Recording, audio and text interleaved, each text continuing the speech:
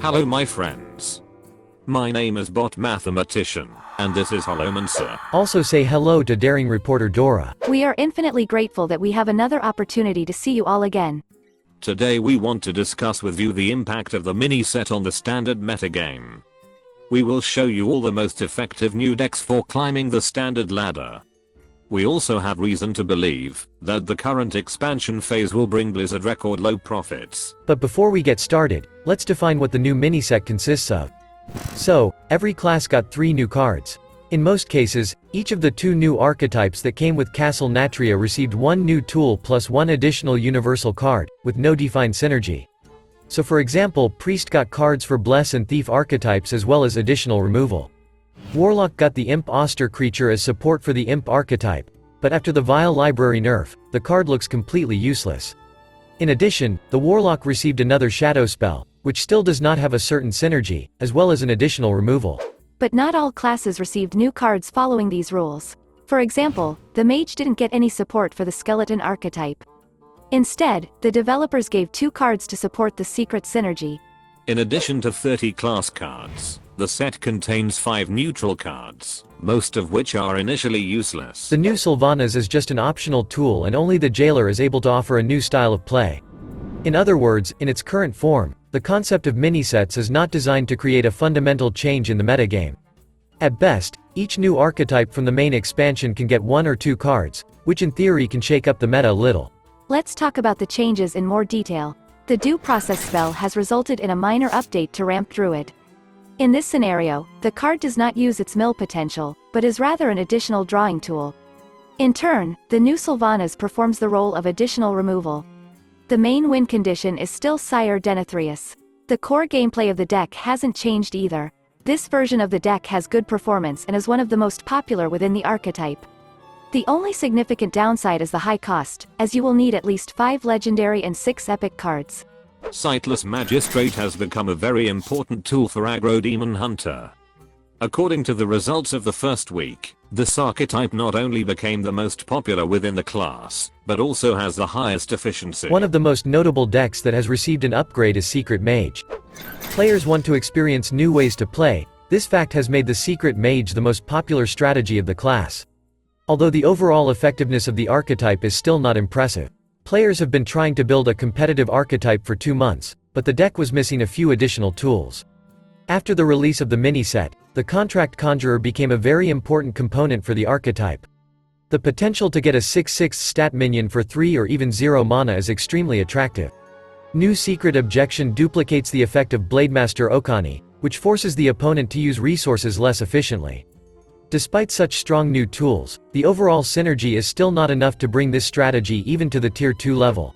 The Jailer has joined the Castle Natria finisher pool. Players are actively experimenting with the new card, but they failed to create a separate archetype. This card is used more as an additional win condition in already formed archetypes. But the most interesting is the integration of the Jailer into the Relic Paladin deck. The most important component of the deck is the Order in the Court spell, which helps to find the Jailer before the 10th turn. Pure Paladin also received an important boost. Class Action Lawyer and Order in the Court made the deck more efficient. The deck shows a good win rate at low ranks, although the popularity of the new version of the deck is quite low. Also worth mentioning is the new version of Relic Demon Hunter, which uses the Jailer as an additional finisher. The deck also benefits from using Prosecutor Meltranix as a new control tool, but the basic game plan remains the same. Despite the fact that Beast Hunter is still the most effective archetype in Standard, the new cards have managed to form an entirely new deck that is quite effective. The Rats and Bats Hunter is a much improved version of the Infuse Hunter. The deck uses rats as the main resource for activating infuse effects. Generating a wide board from tokens allows you to activate powerful effects much faster. The main advantage of the deck is the new style of play. The deck uses the largest number of new cards from the mini-set, which makes the gameplay more fun, although the main finisher remains the same. If you are not tired of Sire Denethrius yet, then this deck is for you. The main surprise was the increase in the effectiveness of Enraged Warrior. Weapons Expert turned out to be not so bad, plus the current situation in the metagame turned out to be quite favorable for this archetype. But we have doubts that this success will last long enough. The deck relies too heavily on a good hand and doesn't adapt well to the situation on the board, so you'll need a luck component. Unfortunately, these are all decks that use new cards and have satisfactory performance. As you can see, the mini set managed to introduce a bit of variation, but didn't make any significant changes to the metagame. Moreover, we received very few new ways to play. In its current form, the mini-set concept is unable to offer significant variety beyond limited support for pre-existing archetypes. Moreover, in most cases this support is useless, since the power level of most cards can be extremely low. In the Maw and Disord set, out of 35 new cards, only half have popularity above 1%, according to the results of the first week after release. Although, as a rule, players actively experiment with new cards during this period. Only 22 cards out of 35 found their place in effective and experimental decks. 13 cards were completely useless. The overall impact of new cards on the metagame is only 4%. Based on the popularity of Maw and Disorder cards, we can conclude that the quality of the new cards is almost 40% lower than in the main set. Unfortunately, by introducing mini-sets, developers do not set themselves the task of increasing diversity and creating new ways to play. This fact causes us serious doubts about the rationality of this approach. The Castle Natria meta isn't the worst, but it's not the best either. We ran a poll on our community tab. We asked you which expansion of this year do you think is more healthy. We were pleasantly surprised by the voting results. 2/3 of players consider Sunken City to be a healthier expansion. Although in our opinion, Sunken City is an extremely boring set in terms of mechanics. But the previous phase was much less grueling. For the first time in a long time, I did not feel the need for new cards, since the metagame suited me almost completely. I experimented with different archetypes throughout most of the expansion phase, and managed to get new experiences. The situation with Castle Natria turned out to be completely different. The new stuff got boring in just over a month, and the release of the mini-set was a big hope for big changes, but nothing significant happened. If new cards aren't created to change the state of affairs in the meta, why do we need them?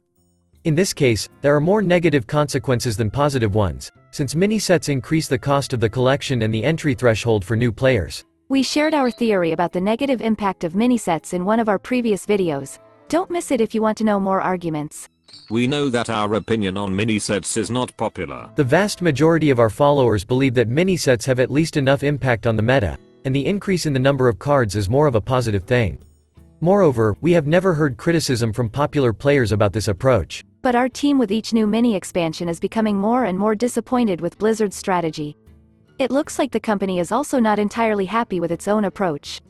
Maw and Disorder is the second mini-set, which did not receive an animated trailer ahead of release. For some unknown reason, Blizzard is refusing to fully promote these expansions and does not want to invest additional resources in creating promotional videos. We have an assumption that they are not happy with the financial performance of this approach. What's more, according to Sensor Tower, the Castle Natria phase could be the worst in terms of profits in the history of the game. Such a significant decline in profits occurs for the first time since 2019. By the way, we talked in detail about the financial failures of Hearthstone in our previous video. Now we are preparing a ton of interesting information for the second part of the video, in which we will also talk about the current financial failure and its causes. Stay with us so you don't miss this and other videos. We have reason to believe that the current mini-set may be the last mini-expansion in the history of the game. If you're interested in our thoughts on what might come as a replacement for mini-sets, let us know in the comments. Finally, we want to ask you a question. What resources did you spend on purchasing the mini-set? We are also interested in your impressions of the impact of Maw and Disorder on the metagame. We would like to express our huge gratitude to our patrons. Dear friends, your support is incredibly important to us. Thanks to each of you for being with us today. We hope to be able to get in touch in the future. Take care of yourself. And good luck.